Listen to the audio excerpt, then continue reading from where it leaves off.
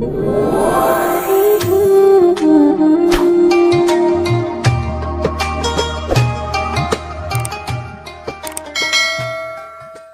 عليكم ورحمة الله تعالى وبركاته. الحمد لله رب العالمين والصلاة والسلام على سيد المرسلين وعلى آله وصحبه أجمعين. أما بعد فقد قال الله تعالى في القرآن العليم وفي القرآن المجيد بعد أعوذ بالله من الشيطان الرجيم بفضل بسم الله الرحمن الرحيم. قال الله تعالى والعصر إن الإنسان لفي خسر. قال رسول الله صلى الله عليه وسلم نعمتان مغبوب فيهما كثير من الناس الصحة والفراغ. இவ்வுலகை படைத்து பரிபாலித்துக் கொண்டிருக்கும் ஏக இறைவனுக்கு அனைத்து புகழும் விருதாஜமாக உலகமே படைக்க காரணமாக இருந்த ரசூலுல்லாஹி ஸல்லல்லாஹு அலைஹி வஸல்லம் அவர்கள் மீதும் ஈட்டியை மினை நிறுத்தினாலும் ஈமானை விட மாட்டேன் என்று சத்திய குரல் கொடுத்த சஹாபாக்கள் மீதும் தாபியீன்கள் மீதும் தபா தாபியீன்கள் மீதும் இன்னும் நபி ஸல்லல்லாஹு அலைஹி வஸல்லம் அவர்களையும் பதிசொட்ட குடும்பத்தினர்களாகிய அஹ்லு பைத்தினர்கள் மீதும் சாந்தியும் சமாதானத்தையும் அல்லாஹ் என்றென்றும் நின்று நிலவச் செய்வானாக. கண்ணியமிக்கவர்களே, அல்லாஹ் இந்த மனித சமுதாயத்திற்கு எத்தனையோ நியமத்துகளை தந்திருக்கிறான். அந்த எத்தனையோ நியமத்துகளில் ஆக உயர்ந்த நியமத்துகள் எத்தனையோ இருக்கிறது. அந்த ஆக உயர்ந்த நியமத்துகளில் ஒரு நியமத்தாக அல்லாஹ் நமக்கு நேரத்தை ஆக்கியுள்ளான். இந்த நேரத்தை பற்றி நபி ஸல்லல்லாஹு அலைஹி வஸல்லம் அவர்கள் கூறுகிறார்கள், நியமத்தானி மகபூபுன் ஃபீஹிமா கஸீரும் மினன் நாஸி அஸ்ஸிஹத்து வல் ஃபராஹ். இரண்டு விதமான நியமத் இருக்கிறது. அந்த இரண்டு விதமான நியமத்தில் மக்களில் அதிகமானவர்கள் பொடுபோக்கில் இருக்கிறார்கள். அதில் ஒன்று ஆரோக்கியம், மற்றொன்று ஓய்வு நேரம். இதில் நம் ஆரோக்கியத்தை எடுத்துக்கின்றோம் என்று சொன்னால், ஒரு மனிதன் இருக்கிறான், அல்லாஹ் ஒரு மனிதனுக்கு மதுவை ஹராமாக்கியுள்ளான். இன்னும் அந்த மதுவினால் ஏற்கப்படக்கூடிய தீமைகளை அந்த மனிதனுக்கு விலக்கியுள்ளான்.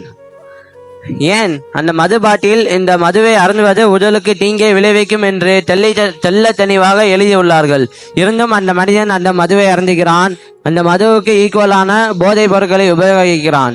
இதை அவன் தொடர்ந்து செய்து அவனுடைய கல்லீரல், மண்ணீரல் இது போன்ற அவனுடைய உடல் உறுப்புகள் அனைத்தும் செயலிழந்து படுக்கி ஆன பிறகு நம் மறுமைக்காக எதுவுமே சம்பாதிக்கவில்லையே, அல்லாஹ் ரசூலுடைய பொருத்தத்தை பெறவில்லையே, தாய் தந்தையை உபசரிக்கவில்லையே, குடும்பத்தினுடைய சுமையை சுமக்கவில்லையே என்று வருத்தப்படுவார்.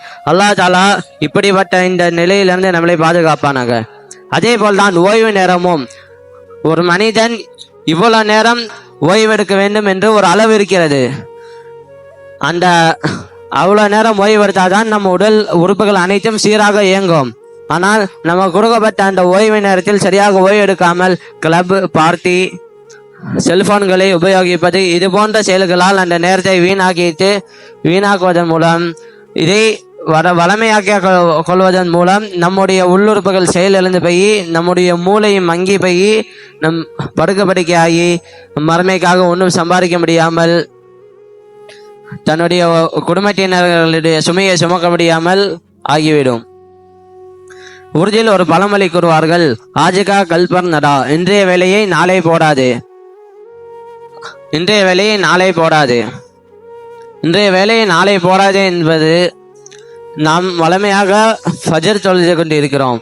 ஒரு நாள் திடீரென்று ஒரு சோம்பேறித்தனத்தால் ஃபஜர் தொழுகையை விட்டுவிடுகிறோம். நாம் விட்டுவிடுகிறோம். இதை வளமையாக செய்து கொண்டே இருக்கிறோம். பிறகு மறுமை நாளில் ஃபஜர் தொழுகையை விட்டதற்கான கேள்விகள் கேட்கப்படும். இவ்வாறு தான் நாம் மிகவும் பொடுபோக்காக இருக்கக்கூடாது. அதே போல் தமிழிலும் ஒரு பழமொழி விவேகானந்தம் அவர்கள் கூறுகிறார், கடிகாரத்தை பார், அதில் சுற்றுவது முள்ளல்ல உன் வாழ்நாள் என்று கூறுகிறார். ஆங்கிலத்திலும் ஒரு பழமொழியை கூறுவார்கள்,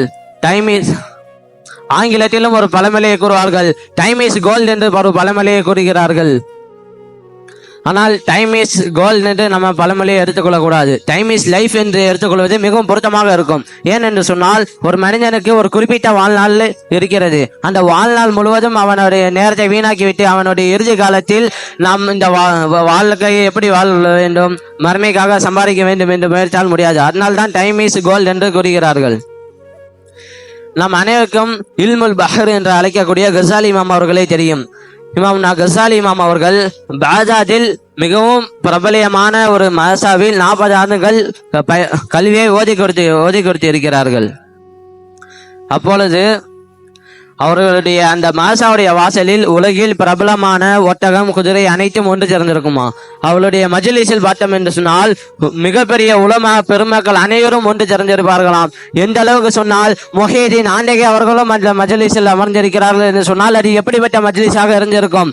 அந்த மஜ்லிஸுக்கு பாடம் நடத்தக்கூடியவர்களாக கசாலி இமாம் இருக்கிறார்கள் என்று சொன்னால் அவர்களுடைய தரஜாவை அல்லாஹ் தஆலா எந்த அளவுக்கு வைத்திருப்பான். இதற்கு காரணம் என்னவென்று தெரியுமா? அவர்கள் கல்வி கற்கக்கூடிய அந்த காலகட்டத்தில் அவர்களுடைய ஒவ்வொரு நேரத்தையும் மிகவும் நுணுக்கமாக பேணி காத்து செலவு செய்த காரணத்தினால் தான் அல்லாஹ் தஆலா அவர்களுக்கு இந்த ஒரு நிலையை தந்திருக்கிறான்.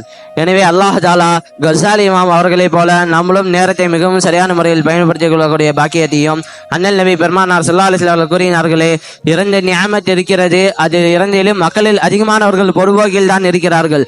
அதிகமானவர்கள் பொடுபோக்கில் இருக்கிறார்கள் என்று சொன்னால் கொஞ்சமானவர்கள் அதில் சரியான முறையில் இருப்பார்களே. அப்படிப்பட்ட அந்த சரியான கூட்டத்தில் நம்மையும் சேர்த்து அருள் புரிவானாக.